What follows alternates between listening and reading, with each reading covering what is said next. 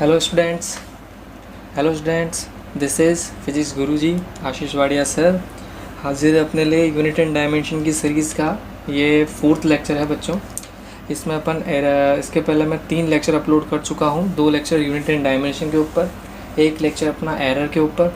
ये error and measurement का 2nd lecture है और यूनिट एंड डायमेंशन का बच्चों 4th लेक्चर है और एरर का ये लास्ट लेक्चर भी होगा। इसके बाद से अपन प्रैक्टिकल है अपने पास 2 मेजरिंग इंस्ट्रूमेंट के, वर्नियर कैलिपर्स और स्क्रू गेज, वो इसके बाद में अपलोड करूँगा, जो अपने प्रैक्टिकल्स भी हैं और काफ़ी काम की चीज़ें हैं।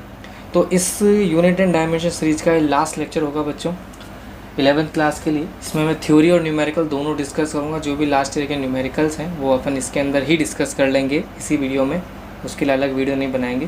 तो जितने भी न्यूमेरिकल्स हैं वो सारे अपन इसके अंदर लेते हुए चलते हैं।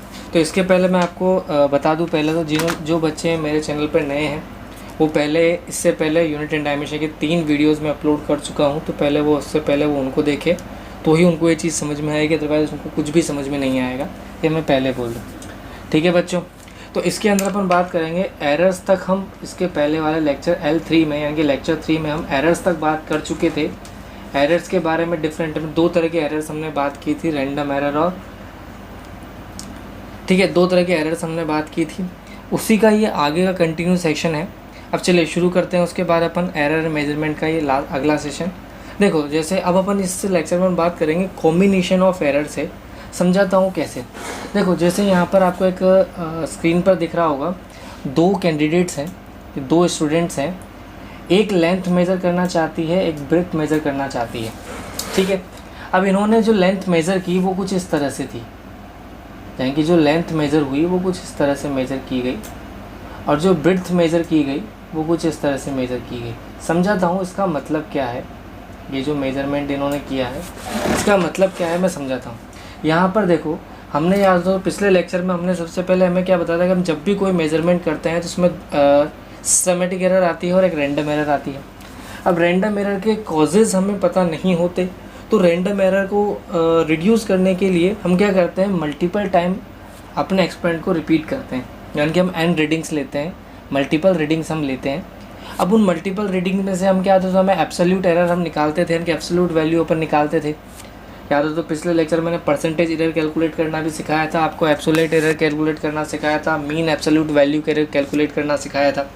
तो हम क्या करते हैं, जो वैल्यूज़ हमने मेज़र की थी उनकी एवरेज हम ले लेते हैं। तो इसने वही काम किया, इन्होंने एक एवरेज वैल्यू ले ली, उस एवरेज वैल्यू को हमने ये कहा ये हमारा L है। बच्चों, यहाँ पर जो L है ये हमारी ट्रू वैल्यू है, यानी कि ये हमारी क्या है बच्चों, ट्रू वैल्यू है, ये ध्यान रहे। तो सबसे पहले तो मैं आपको सिखा दूँ, ये हमारी ट्रू वैल्यू है जो एक्चुअल में हमें वैल्यू मिली। ये जो हमारे बच्चों ये वाला पोर्शन जो है 0.1 जो है, इसको मैं अलग कलर से कर देता हूँ। ये जो हमारा 0.1 है,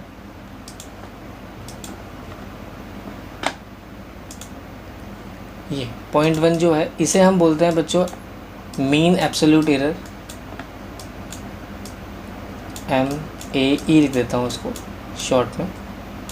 ये अपना मीन एब्सोल्यूट एरर है बच्चों, जो अपन ने एरर कैलकुलेट की थी। यानी कि इस कैंडिडेट ने, इस बच्ची ने जो लेंथ मेज़र की, हमें नहीं पता किस डिवाइस से मेज़र की, लेकिन हमें एक चीज़ पता लग गई कि जो इसने मेज़रमेंट किया उसमें ट्रू वैल्यू कितनी आई उसकी, यानी कि इसके अकॉर्डिंग लेंथ की वैल्यू इसे कितनी मिली बच्चों, 14.6 इसे लेंथ मिली और उसमें 0.1 की एरर है। मतलब 0.1 ऊपर नीचे हो सकता है। मतलब ये कुछ ऐसा लिखा जा सकता है कि जो लेंथ है वो 14.5 भी हो सकती है, तो लेंथ जो है वो 14.7 भी हो सकती है, हमें नहीं पता। दोनों में से कोई भी वैल्यू हो सकती है, 14.6 भी हो सकती है, हम ये नहीं कहते, लेकिन हाँ इसी के बीच होगी। अब एक चीज़ हमें ये चीज़ पता लगी कि इसने जो लेंथ मेज़र की उसकी ट्रू वैल्यू इसके अकॉर्डिंग 14.6 है, जिसमें थोड़ा बहुत वेरिएशन हो सकता है। 0.1 का वेरिएशन है, +1 और -0.1 हो सकता है, ऐसा इसके अकॉर्डिंग था। अब ध्यान देना बच्चों, इस एक्सपेरिमेंट को देख, इस रिज़ल्ट को देखकर हमें एक और चीज़ पता लगती है कि इस लड़की ने, स्टूडेंट A ने, जो हमारे पास जो लेंथ मेज़र कर रही है, इसने जिस भी इंस्ट्रूमेंट से मेज़र किया होगा उसका लीस्ट काउंट कितना होगा बच्चों, 0.1। ऐसा क्यों कहा मैंने, इसने जिससे भी मेज़र किया होगा उसका लीस्ट काउंट यानी कि जो LC है अपना वो कितना होगा बच्चों, 0.1 होगा। ऐसा क्यों कह रहा हूँ मैं, क्योंकि सिंपल सी बात है, एरर भी जो है वो भी 0.1 की एरर है, तो सिंपल सी बात है जिस भी डिवाइस इसने मेजर किया होगा उसका लीस्ट काउंट जो है वो 0.1 है। ठीक है, ये बात हमें ध्यान रखनी है। ऐसे ही अब अपन आते हैं ब्रेड्थ पर, दूसरे वाले की बात करते हैं, कैंडिडेट बी की बात करते हैं। इसकी जो ट्रू वैल्यू आई लेंथ ब्रेड्थ की वो आई 5.4, और इसने जो एरर की ब्रेड्थ मेजरमेंट में जो एरर हुई वो भी कितनी है बच्चों, 0.1 की है। सिंपल सी बात है, इसने भी जिस डिवाइस से मेजरमेंट किया है उसका लीस्ट काउंट यानी कि इस वाले डिवाइस के लिए भी लीस्ट काउंट कितना है बच्चों, 0.1 है। समझ रहे हो मेरी बात को। तो ये बात अपने को ध्यान रखनी है कि यार हमें कोई रिज़ल्ट अगर लिखना होता है तो हम उसे इस फॉर्मेट में ही लिखते हैं। जैसे सपोज़ मानो हम कोई एक्सपेरिमेंट कर रहे हैं और हमारा रिज़ल्ट आता है, मान लेते हैं 4.7, मान लेते हैं हमारा रिज़ल्ट जो आया वो 4.7 आया। अब ध्यान देना बच्चों, ये जो वैल्यू हमने लिखी है, हमारे एक्सपेरिमेंट से हम रिज़ल्ट निकाले, हमने क्या किया, मल्टीपल रीडिंग्स ली, एवरेज निकाल लिया और हमें एक ट्रू वैल्यू मिली कि भैया हमारे लिए सबसे एक्यूरेट रिज़ल्ट ये है। अगर हम इस तरह से लैब में लिखते हैं, इंजीनियरिंग में अगर हम इस तरह से लैब में लिखा जाता है तो ये गलत तरीका माना जाता है। क्यों? क्योंकि आप इंजीनियर हो, आपको पता है ये एग्जैक्ट वैल्यू नहीं है, इसमें थोड़ा बहुत ऊपर नीचे हो सकता है। तो हम क्या करते हैं, इसमें प्लस माइनस करके अपनी एरर भी ऐड करते हैं कि भैया हमारे यहाँ पर 0.1 की एरर थी, कि 0.2 की थी, कि 0.5 की थी, जो भी थी, तो हम इस तरह से लिखते हैं। तो बच्चों ये लिखने का सही तरीका होता है। इसमें हमें ये भी पता लग जाएगा, अगर हम इस तरह से लिखते हैं तो जो भी चेक करने वाला है वो उसको ये पता लग जाएगा कि हमारी ट्रू वैल्यू कितनी आई, कितनी उसमें एरर हो सकती थी और किस डिवाइस से हमने मेजर किया, यानी कि जो डिवाइस हमने यूज़ किया उसका लीस्ट काउंट कितना है वो भी हमें पता लग जाएगा। लीस्ट काउंट पता लग जाएगा तो हमें उसकी एरर का भी पता लग जाएगा। क्लियर है बच्चों? आई होप ये चीज़ आपको समझ में आई होगी कि लेंथ यानी कि कोई भी मेजर्ड वैल्यू को किस तरह से लिखा जाता है, यानी कि जो हमारी मेजर्ड वैल्यू होती है वो हमें क्या क्या बताती है।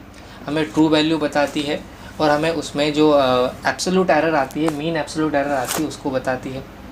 ठीक है बच्चों, अब दिक्कत क्या थी, हमारे पास लेंथ हमने मेजर की वो हमें मिल गई। ठीक है बच्चों, हमने ब्रेड्थ मेजर की उसकी वैल्यू हमें मिल गई। अब दिक्कत ये थी, हम ये चाहते थे कि अगर हम L+B को मेजर करते हैं तो हम ये चाहते थे कि अगर हम L+B को मेजर करते हैं, अच्छा ये लेंथ और ब्रेड्थ किसकी है, तो ये जो रेक्टेंगल आपको दिखाई दे रहा है इस रेक्टेंगल की लेंथ और ब्रेड्थ की यहाँ बात की जा रही है। एक कैंडिडेट ने इसकी लेंथ मेजर की है, एक कैंडिडेट ने इसकी ब्रेड्थ मेजर की है और उसमें अपने अपने एरर की है। अब हम चाहते हैं कि अगर मैं इसका L+B निकालना चाहूँ तो उसमें क्या एरर होगी, हम ये जानना चाहते थे। तो हमने क्या किया यार, ट्रू वैल्यू हमारे अकॉर्डिंग लेंथ की वैल्यू कितनी है 14.6, हमारे अकॉर्डिंग ब्रेड्थ की वैल्यू कितनी है 5.4, तो हमने दोनों को ऐड कर दिया तो 20.0 आ गया। भाई सिंपल सी बात है, हमारे अकॉर्डिंग लेंथ हमने कैलकुलेट कर ली, कितनी आ रही है भाई 14.6 आ रही है, ये हमारी ट्रू वैल्यू थी। ब्रेड्थ की ट्रू वैल्यू कितनी थी अपनी 5.4 थी, तो हमने कहा कि एग्जैक्ट वैल्यू कितनी आई, तो यहाँ पर हमारा आ जाएगा ये 20.0, ये हमारी एग्जैक्ट वैल्यू आ गई साहब। ठीक है, ट्रू वैल्यू तो हमें मिल गई। दिक्कत ये थी कि हमारी एरर कितनी हुई। एरर, क्या हम एरर को 0.1 लिखें या एरर को 0.2 लिखें, क्या एरर भी दोनों की ऐड होगी या फिर 0.1 ही रहेगी। यानी कि हमने जो रिज़ल्ट लिया, हमारा जो आंसर आया 20.0, इसमें एरर क्या लिखी जाएगी, क्या हम इसको 20.1 भी कह सकते हैं या 19.9 भी कह सकते हैं या 19.8 या 20.2, कुछ भी कहा जा सकता है। तो हमारी दिक्कत ये थी कि यार हम इसको सॉल्व कैसे करें। हमें लेंथ मेज़र करना हमें आता है, हमें ब्रेड्थ मेज़र करना आता है, और जो मेज़रमेंट हमने यूज़ किया है उसके लिए हमें कि मेज़रमेंट को देखकर हमें सब पता लग जाएगा किस डिवाइस से हमने उसको मेज़र किया है, क्या उसका लीस्ट काउंट है और उसका मतलब क्या है। लेकिन दिक्कत अब ये थी कि अगर हम L+B करते हैं तब क्या लीस्ट काउंट है कि हमारी जो एरर है ये वाली लिखी जाएगी कि ये वाली लिखी जाएगी, यानी कि हम L और B को सॉल्व कैसे करें। या फिर 0.5 हो सकती है या फिर 0 तो क्या हो नहीं सकती, क्योंकि कभी भी ध्यान रखना बच्चों, एरर 0 नहीं हो सकती। अब कितना ही एक्यूरेट मेज़र कर लो, एरर कभी भी 0 नहीं हो सकती, कुछ ना कुछ तो एरर रहेगी इसे। तो ये तो हम बात कर ही नहीं सकते कि एरर 0 हो जाएगी। समझ रहे हो बच्चों? तो एरर 0 नहीं हो सकती, तो हमें सोचना ये था कि इन दोनों में से कौन सा आंसर होगा या फिर थर्ड आंसर होगा, हम कंफ्यूज थे। अब हमने क्या किया, इसके सॉल्यूशन के लिए हम क्या करते हैं, देखो हम इसके सॉल्यूशन के लिए ही, इस तरह की प्रॉब्लम को सॉल्व करने के लिए हमें क्या पढ़ना पड़ता है बच्चों, कॉम्बिनेशन ऑफ एरर पढ़ना पड़ता है। यानी कि अगर हम दो या दो से ज़्यादा टर्म्स को कंबाइन करते हैं तो एरर कैसे लिखें, उसे हम कॉम्बिनेशन ऑफ एरर में यूज़ करते हैं। आई होप बच्चों आपको इसका ऑब्जेक्टिव समझ में आया होगा, क्यों हमें ज़रूरत पड़ी। ठीक है, तो हम इसे कॉम्बिनेशन ऑफ एरर से सॉल्व करते हैं। कैसे सॉल्व करते हैं देखो मैं समझाता हूँ आपको, नेक्स्ट स्लाइड पे चलते हैं। जैसे देखो समझो यहाँ पे बात को, वही सब कुछ है, सब कुछ वही है जो पहले लिखा हुआ था, ये कुछ भी चेंज नहीं किया मैंने, ये सब कुछ सेम है। ध्यान दो, ये हमारी लेंथ थी, ये हमारे विड्थ थी। हमें मेजर क्या करना था बच्चों, z मेजर करना था, जिसे हम l और b कहते हैं। अब देखो l को मैं कैसे लिख सकता हूँ, क्या मैं l को इस तरह से लिखा है क्योंकि जो मेरी मेजर्ड वैल्यू है वो इस तरह से है। b को क्या मैं इस तरह से लिख सकता हूँ, b plus minus delta b। b यहाँ पे हमारी ट्रू वैल्यू, डेल्टा b यहाँ पर एरर होगी। सिमिलरली l यहाँ पर ट्रू वैल्यू हो गई, डेल्टा l उसमें आने वाली एरर होगी। अब देखो इसको अगर मैं सॉल्व करना चाहूँ तो इसको रीअरेंज कर सकता हूँ, l प्लस b कर दिया मैंने, एक साथ लिख दिया, और डेल्टा l प्लस माइनस को बाहर ले लूँगा तो यहाँ प्लस बच जाएगा डेल्टा b। यहाँ पर देखो बच्चों z को मैंने कैसे लिखा, z की ट्रू वैल्यू प्लस उसमें होने वाली एरर। समझ रहे हो मेरी बात। अब यहाँ पर l प्लस बी क्या हो जाएगी बच्चों, ट्रू वैल्यू ऑफ z हो जाएगी, जो तो हम कैलकुलेट कर चुके हैं पहले ही, इसमें तो हमें कोई दिक्कत थी ही नहीं। अब दिक्कत क्या थी, दिक्कत इसमें थी पॉसिबल एरर में। तो बच्चों पॉसिबल एरर कितनी हो जाएगी, डेल्टा l 0.1, डेल्टा b 0.1, तो टोटल एरर कितनी हो जाएगी बच्चों 0.2। Point to be noted is, यहाँ पर पॉइंट जो याद रखने वाला है वो ये है कि अगर हम दो क्वांटिटीज़ को अलग अलग मेजर करके अगर दोनों को ऐड करना चाहते हैं तो उनकी एरर भी ऐड होती है। जैसे सपोज़ मानो इस कैंडिडेट को मैं ए नाम दे देता हूँ, समझाता हूँ इसको, एक और एग्जांपल से अपन समझते हैं। इसको मैं बी नाम दे देता हूँ। मान लेते हैं इसने कोई वेट को मेजर करने के लिए, किसी भी वेट को मेजर करने के लिए, या सपोज़ मानो हम मार्केट में गए थे, हम सबसे पहले इसके पास जाते हैं, ए कैंडिडेट के पास जाते हैं शुगर को तुलवाने। समझना इस चीज़ को, एग्जांपल को समझाता हूँ। हम ए के पास जाते हैं शुगर को तुलवाने, इसने मान लेते हैं 10 ग्राम शुगर कम तोली। ध्यान देना मेरी बात को, ए कैंडिडेट ने 10 ग्राम शुगर कम तोली, यानी कि हम 1 kg शुगर लेकर गए थे इसके पास, इसने 90 ग्राम रीडिंग दी, 10 ग्राम इसने कम तोली। ठीक है, अब हम 90 ग्राम रीडिंग हमें याद थी, हमें 90 ग्राम ही बताया इसने, हमें नहीं पता कि वो एग्जैक्ट में 1 किलो थी, हमें 90 ग्राम का पता लगा क्योंकि इसने 90 ग्राम मेजर की। 10 ग्राम की एरर इसने कर दी। फिर हम उसी शुगर को लेकर बी के पास गए, इसने भी समझ लो 10 ग्राम की ही एरर की। इसका जो डिवाइस था वो भी 10 ग्राम गलत बता रहा था। तो इसने मुझे बताया कि भैया 90 ग्राम है आपका वेट, आपकी शुगर का वेट कितना है 90 ग्राम। ये हमें बताती है कि यार भैया आपकी शुगर का जो वेट है वो तो 80 ग्राम है। अब देखो देखा जाए तो टोटल मेरे पास लॉस कितना होगा, अगर मैं दोनों को मिला के बात करूं तो मेरे पास टोटल लॉस कितना हुआ, 10 ग्राम तो इसने कम कर दिया मेरा, 10 ग्राम तो इसने कम कर दिया, तो एरर ऐड हो जाती है। यानी कि 10 ग्राम की एरर इसने की, 10 ग्राम की एरर इसने की, दोनों मिला के एरर कितनी हुई बच्चों 20 ग्राम। सिमिलरली अगर दो अलग अलग क्वांटिटीज़ में एरर आ रही है, अगर हम उन्हें प्लस कर देते हैं तो एरर भी प्लस हो जाती है। ये बात हमें ध्यान रखनी है। क्लियर हुई बच्चों? तो ये बात आपको ध्यान रखनी है। आई होप आपको ये चीज़ क्लियर हुई होगी। कॉम्बिनेशन ऑफ एरर की रिक्वायरमेंट आपको समझ में आ गई बच्चों, और हम कॉम्बिनेशन ऑफ एरर करते कैसे यूज़ करते हैं वो भी आपको क्लियर हो गया होगा। यानी कि अगर हम ऐड करते हैं तो एरर्स भी ऐड हो जाती है और ट्रू वैल्यू भी ऐड हो जाती है। क्लियर हुआ?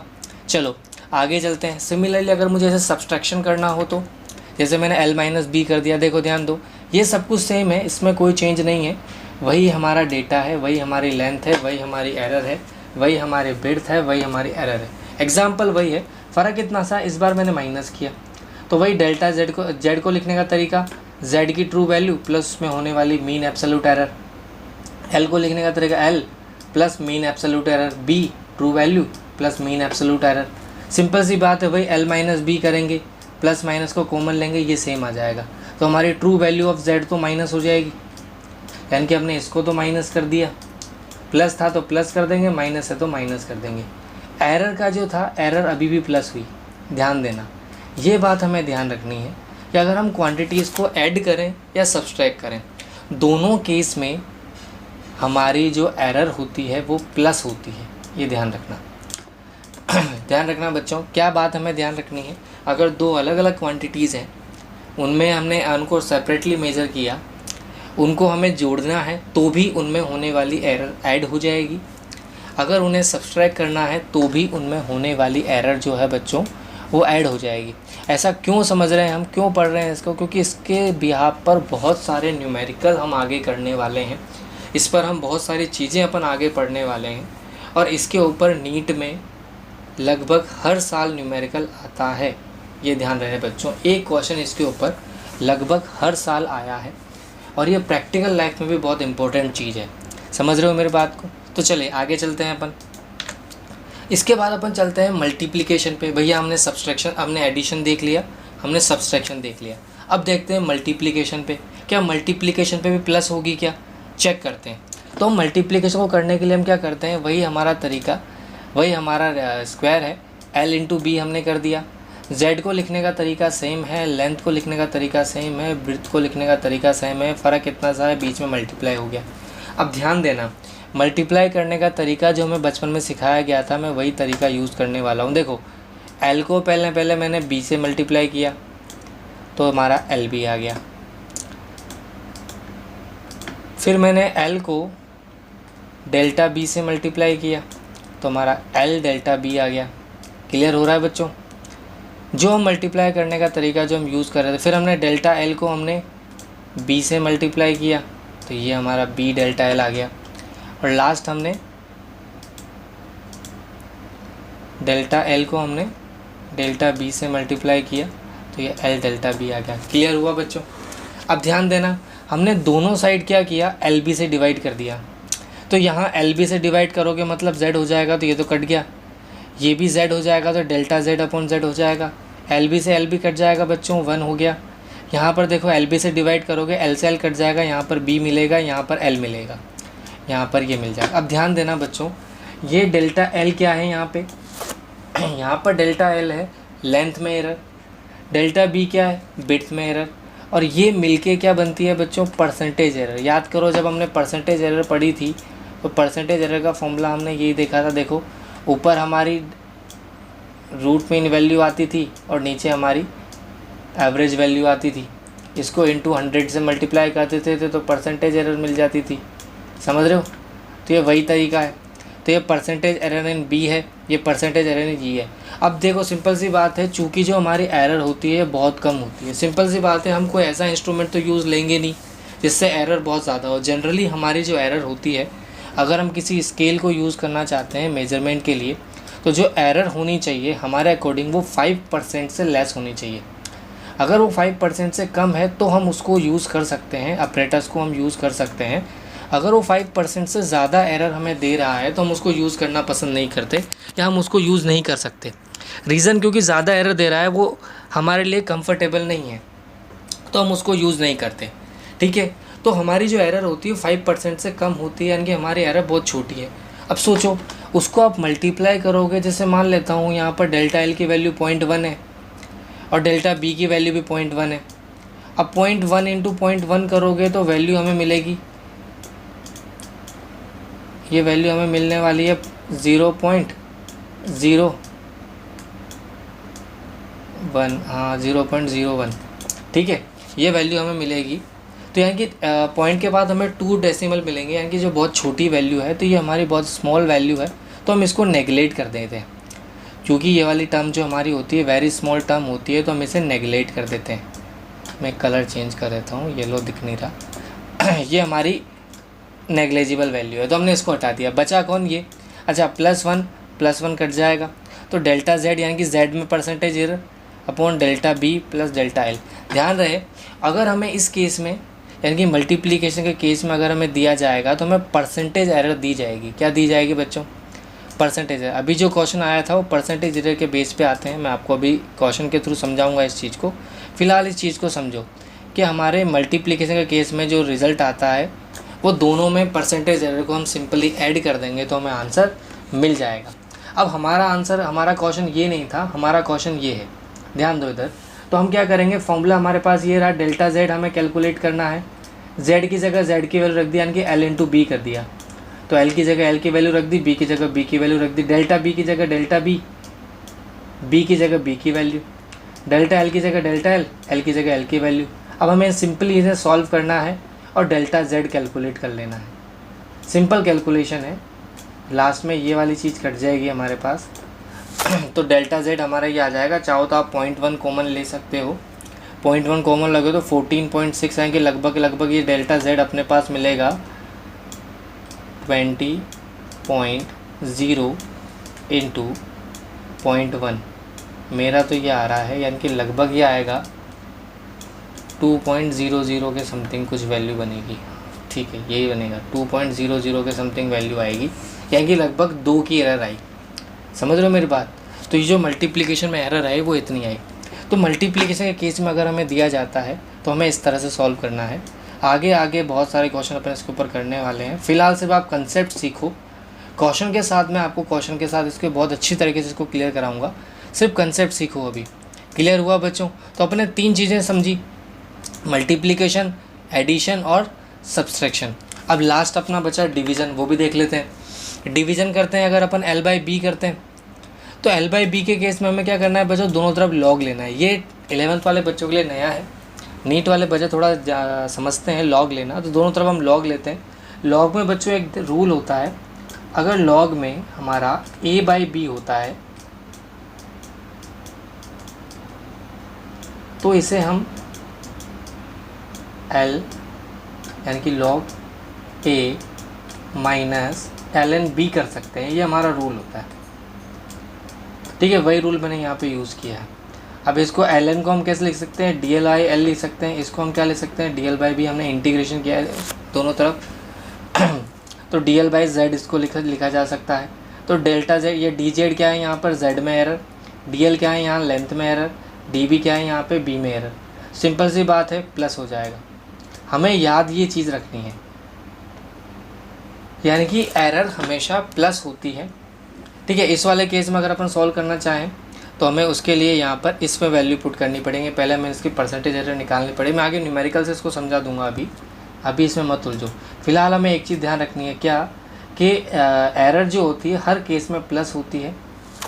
हर केस में एरर जो होती है बच्चों वो प्लस होती है, इस बात का हमें ध्यान रखना है।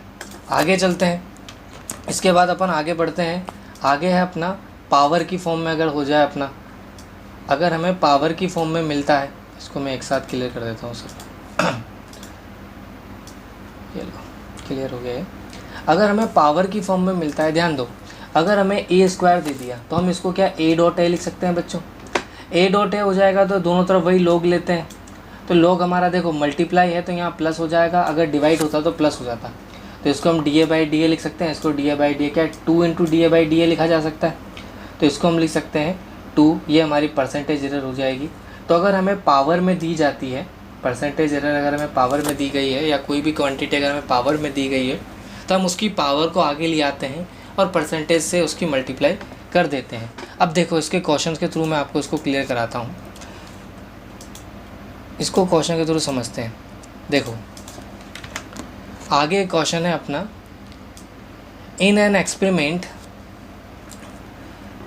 इसको मैं नीचे कर देता हूँ, दिखेगा नहीं हो रहा। देखो मैं लिख देता हूँ उधर, अभी आगे आ जाएगा। देखो क्वेश्चन हमारा है, इन एन एक्सपेरिमेंट हमें 4 क्वांटिटीज़ दे रखी है A B C D और हमें P की वैल्यू दे रखी है। P हमें क्या दे रखा है वो मैं यहाँ लिख देता हूँ। P हमें दिया गया है A क्यूब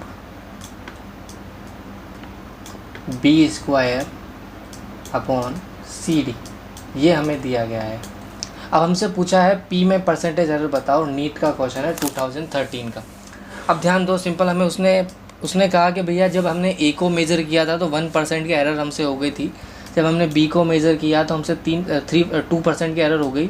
C को मेज़र किया तो 3% की एरर हो गई। और जब हम D को मेज़र करते हैं तो हमें 4% की एरर मिलती है। अब हमसे पूछा तो बताओ भैया टोटल P में कितनी एरर मिली। P का फॉर्मूला हमारे सामने है। अब हम इसको कैसे कैलकुलेट करते हैं बच्चों? तो देखो सिंपल सा तरीका है, हमें क्या पता है, हमें सीधा सा पता, हम एक एक करके सॉल्व करते हैं। और ध्यान देना, मैं इनको कलर चेंज कर देता हूँ, नहीं तो रहने दो। ए को सबसे पहले सॉल्व करते तो भैया 3 इंटू ए में कितनी एरर हुई 1%,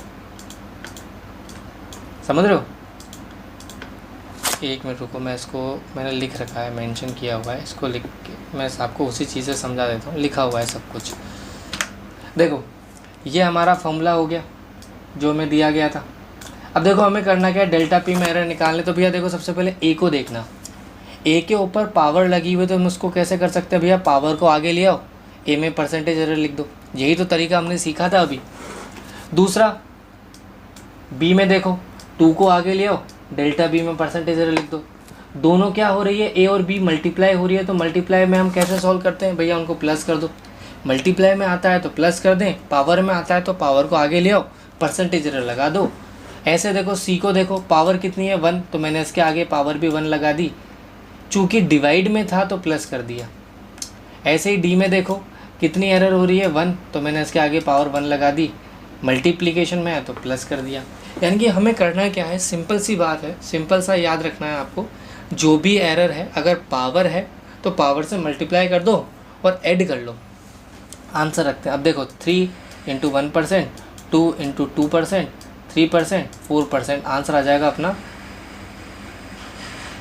14%। ये अपना 12 हो गया, 1 मिनट 7 4 12, ठीक है 14% इसका आंसर हो गया। इसको सिंपल अपने को सॉल्व करना है, तो अपना आंसर हो गया बच्चों 14%। क्लियर हुआ, समझ में आया क्लियर। अब देखो आपको कंसेप्ट समझ में आ रहा होगा कि हमें कैसे यूज़ करना है उस चीज़ को, जो हम अभी इतनी देर से समझने की कोशिश कर रहे थे उसको यूज़ कैसे करना है अब आपको क्लियर होने लगा होगा। हमें सिंपल सा तरीका है, ये हमारा कैलकुलेशन करने का सिंपल तरीका होता है। एक और क्वेश्चन दिखाता हूँ मैं आपको। देखो अगला क्वेश्चन है, ये अच्छा क्वेश्चन है, 2010 का क्वेश्चन है, नीट का ही।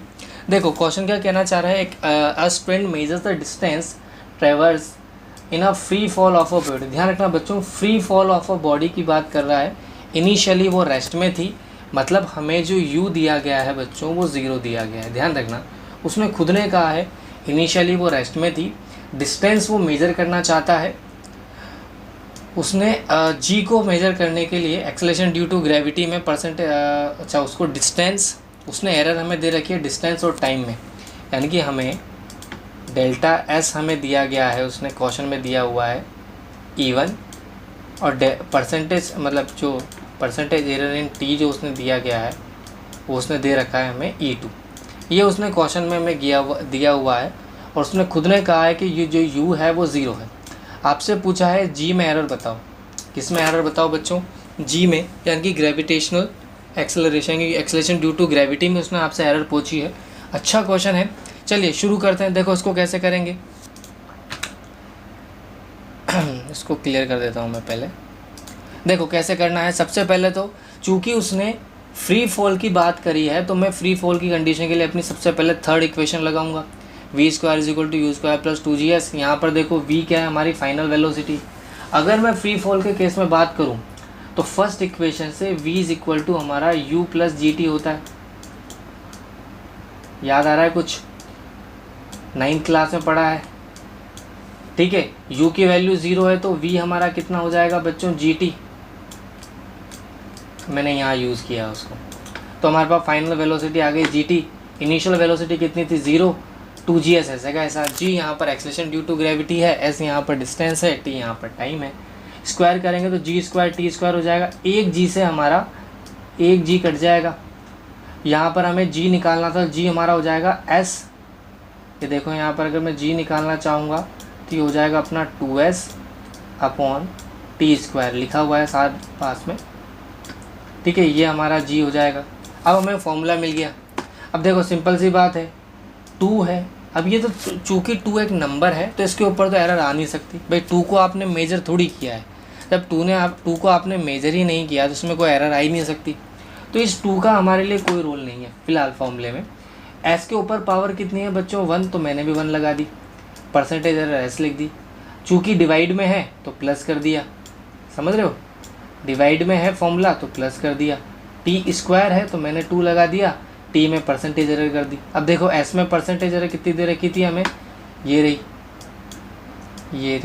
एस में परसेंटेज एरर, और ये टाइम में परसेंटेज एरर। तो हमारे पास टाइम में परसेंटेज एरर हमारे पास हो जाएगी E2, एस में परसेंटेज एरर हमारी हो जाएगी E1, हमारा आंसर हो जाएगा ये वाला। क्लियर हुआ बच्चों? समझ में आया कंसेप्ट? क्वेश्चन इजी आते हैं बच्चों, इस पर बहुत अच्छे अच्छे क्वेश्चन आए हैं, ऐसा नहीं है, और इजी कंसेप्ट है, कोई मुश्किल वाली बात नहीं है। तो हमारा जो आंसर होगा बच्चों वो बी हो जाएगा। क्लियर हुआ? चलिए आगे बढ़ते हैं। तो इस वाले क्वेश्चन में हमारा आंसर हो जाएगा बी। अच्छा क्वेश्चन था, ठीक है। नेक्स्ट क्वेश्चन आप ट्राई करो। नेक्स्ट क्वेश्चन है, ट्राई करो, सिंपल क्वेश्चन है, फटाफट हो जाना चाहिए बिना पेन चलाए। नीट 2008 का क्वेश्चन है बच्चों। 2 मिनट स्क्रीन पोज करो और इसको ट्राई करो, फिर मैं इसका आंसर बताता हूँ आपको। चलो मैं बताता हूँ। देखो क्या करना है अपने को, सिंपली हमें रेडियस में परसेंटेज एरर दे रखी है, हमसे पूछा है वॉल्यूम में। तो भैया हमारे अकॉर्डिंग वॉल्यूम कितना होता है, तो वॉल्यूम हमें बचपन से सिखाया गया था 4/3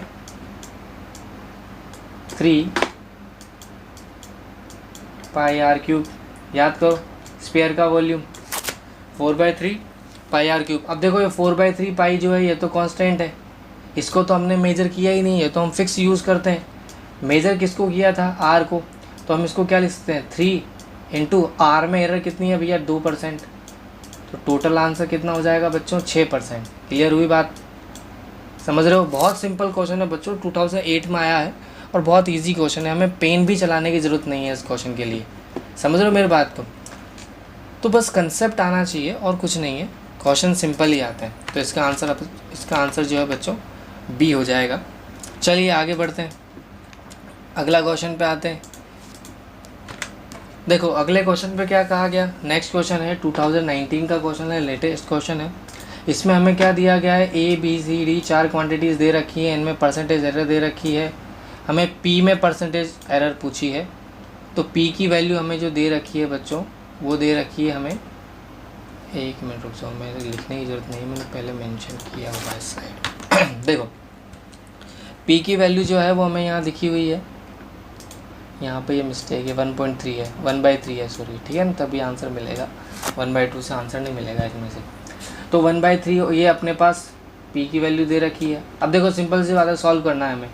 2 इंटू ए में परसेंटेज एरर, 1/2 इंटू बी में परसेंटेज एरर, 1/3 इंटू सी में percentage error, 3 into percentage D, यानी कि डी में परसेंटेज एरर। वैल्यू पुट करो, 2 इंटू 1, 1/2 इंटू 2, 1/3 इंटू 3, 3 इंटू 4। तो 2 से 2 कट जाएगा, 3 से 3 कट जाएगा, तो ये अपना आंसर आ जाएगा 2 + 4 और ये अपना हो जाएगा 12। तो 4 + 12 अपना आंसर आ जाएगा 16% आंसर आ गया। तो इसका आंसर जो था बच्चों वो 16% था। क्लियर हुआ? आई होप बच्चों आपको क्वेश्चन समझ में आ रहे होंगे। बहुत सिंपल क्वेश्चन है बच्चों, बहुत सिंपल, और इसके ऊपर क्वेश्चन अक्सर आते हैं। तो सोचो आप समझ जाओ कितना इजी टॉपिक है और कितने इजी क्वेश्चन आते हैं। फ्री फोकट के 4 नंबर हैं। आगे चलते हैं नेक्स्ट क्वेश्चन पे। ठीक है, इसका आंसर 16 हो गया बच्चों। आगे चलते हैं, अगला क्वेश्चन है, a strain measures the time period of a pendulum, he uses the data to estimate G. भैया वो जी की वैल्यू निकालना चाह रहा है, acceleration due to gravity. Percentage error length में जो मेजर की उसने 2% और टाइम में कितने की, यानी कि हमें परसेंटेज एरर इन लेंथ जो दे रखी है वो 2% है, क्वेश्चन ने दिया है हमें, और परसेंटेज एरर इन टी जो दे रखा है बच्चों वो दे रखा है हमें 3%। जी में पूछा है हमें, क्वेश्चन समझ में आ गया? जी में हमें परसेंटेज एरर पूछी है। अब देखो इसको सॉल्व करना है, 2 मिनट आप ट्राई करना चाहोगे, करो 2 मिनट इसको ट्राई करो, फिर मैं बताता हूँ। ठीक है, चलो मैं बताता हूँ। देखो हमारे पास जो टाइम पीरियड का फॉर्मूला होता है, इसको मैं 1 मिनट रब करना पड़ेगा।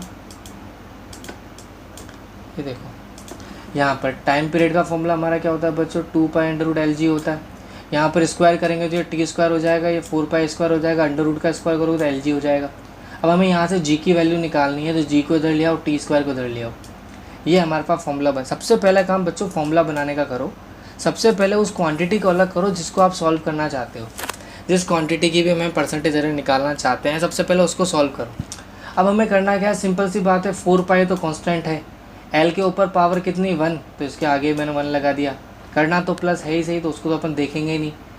टी के ऊपर पावर कितनी है 2, उसमें एरर कर दी। तो एल में परसेंटेज हमारे पास 2% थी, टी में कितनी थी 3%, तो टोटल आंसर अपना आ गया 8%। ठीक है बच्चों, ये अपना आंसर हुआ। यहाँ पर अपना यूनिट एंड एरर वाला पोर्शन कंप्लीट होता है बच्चों। अब अपने पास जो पोर्शन बचा है वो बचा है मेज़रमेंट का, यानी कि अपना मेजरिंग इंस्ट्रूमेंट का पोर्शन अपना बचा हुआ है। ठीक है, तो अब अपना जो पोर्शन बचा है बच्चों वो मेजरिंग इंस्ट्रूमेंट का बचा है। ठीक है, यानी कि अपन को वर्नियर कैलिपर्स और स्क्रू गेज के बारे में और समझना है, उनसे रिलेटेड न्यूमेरिकल्स जो बनते हैं वो अपने को और करने हैं। यानी कि अब अपना प्रैक्टिकल सेशन बाकी है इस टॉपिक का। 2 प्रैक्टिकल आपके 11th में इसमें होते हैं। ठीक है, तो उसका मैं अगली वीडियो उसके ऊपर बनाने वाला हूँ, अगला लेक्चर अपना उसी के ऊपर होगा। यहाँ पर अपना ये चैप्टर कंप्लीट होता है, मेजरमेंट का थ्योरी पोर्शन यहाँ कंप्लीट होता है बच्चों। अब अपना